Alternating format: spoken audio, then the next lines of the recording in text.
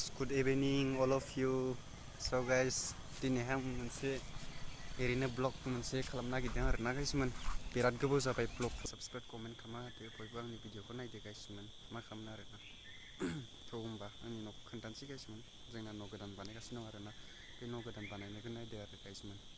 दे होमबा नायलांबाय थादो गाइसमोन भिडिअखौ जोबजासिम।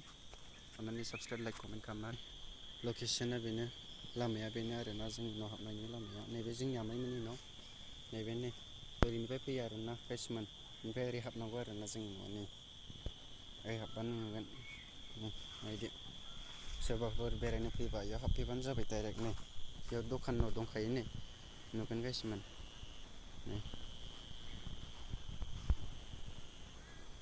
नायलांबाय थादो होमबा ब्लगखौ गाइसमोन एबार आं न'आव थांनि र' नै दहाय गोदान बानायगासिनो दं आरोना गाइसमोन नै बानायगासिनो दं जोंना न'आ बेनो हरना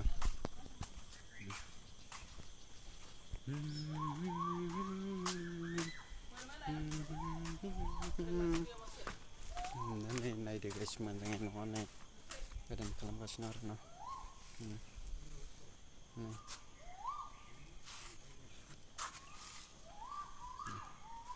नायदो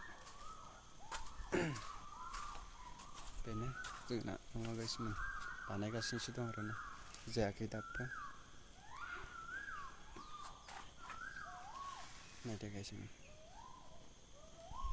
सोरबाफोर बेरायफैनो हागोन गाइसमोन आंनि न'आव हाबा